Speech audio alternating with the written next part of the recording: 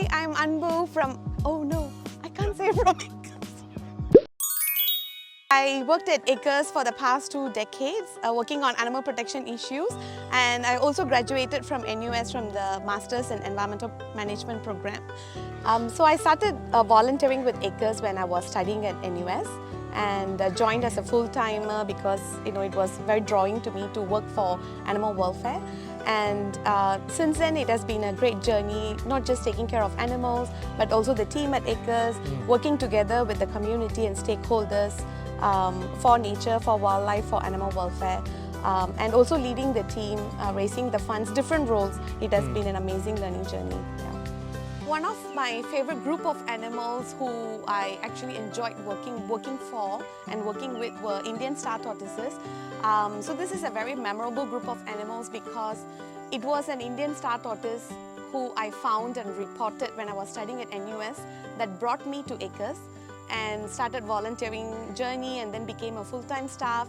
And more than 15 years later, I played a very crucial role in the repatriation project for over 50 Indian star tortoises from Acres. So that's something that is very memorable for me, very rewarding and fulfilling that they all had a second chance in the wild after all that they've been through: poaching, smuggling, illegal keeping in horrible conditions, rescue, and then actually have a chance back in the wild. So when I first joined Acres, Siva and Siva's community was the first exposure to me to the nature scene. Hi everyone, I'm Sivasothi, also known as Otterman. I'm from the Department of Biological Sciences in NUS and also the coordinator for NUS Torty Cats. When there was a sighting of a wild turtle, I contacted him and he was very encouraging. Since then, he has been really a guiding person for me at work here. That email about the marine turtle was very exciting because in those days, Acres capacity was not what it is today. So the community would scramble to kind of respond to things. And so there are quite a lot of things to do and we are all volunteers. But Anbu wrote an email that was so technical and objective and comprehensive. I was like, we have someone in Singapore now that knows stuff. We started the Marine Turtle Working Group with others in the community together.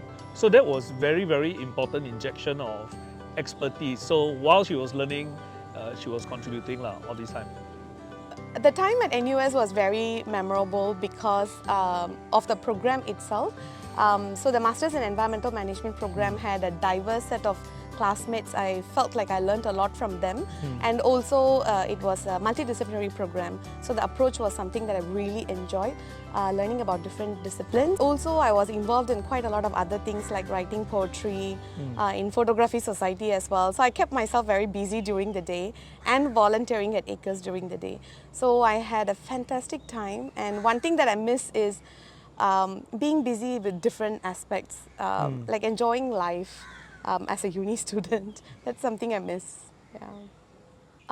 This is going to sound a little nerdy, but the library, I've been always impressed by the uni libraries, back in India but also here, and just having the access to resources was something very beautiful for me. I was very excited. Well, we started working together when you were already working with Acres, and then you alerted me about the marine turtle thing, and then we coordinated, and then in the end we realized we needed a marine turtle working group. Yeah. And that'll be the first of many working groups, right? Yeah. We've been in together. Yeah. And it's very interesting because there are some overlapping members in all the wildlife working groups. Yeah. So we get view of how the dynamics of each wildlife working group operates and the strengths and areas to improve. So it gives us insights to how we can improve other wildlife working groups. And Siva is one of the members that I often have conversations on these aspects as well. Besides the working group, then were the stakeholder meetings. Yes. That increased in number from 2013 with every development. And Anbu would bring forth all the human-wildlife coexistence issue that would emerge after the development is done. Anbu is able to bring up these points very nicely, diplomatically, gently, with a lot of empathy. So the empathy is not just reserved for animals. It extends to the individual you see across the table to understand their situation So amongst the working group, there are various people, and we all complement each other's strengths, and we actually rely on each other. So yeah, she's tutored all of us. Oh, wow. Well, Anbu is part of our wildlife community, and she has a very level head on her shoulders. She's very science-based, very scholastic, and overarchingly compassionate. Compassionate towards animals and compassionate towards people. So I'm not as polite as Ambula. So I actually try to mimic her approach so that it comes across with more empathy. So we all learn from each other.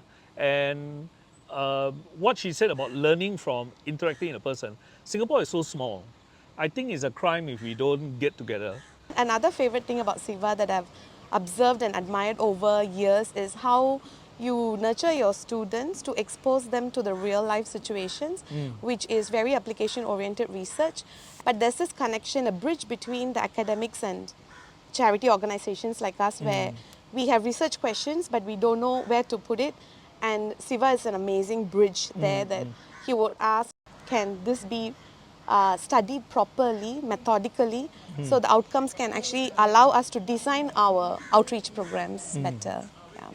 But you know, when she decided to leave, I immediately said, all the best, go for it, because she's destined to do other things.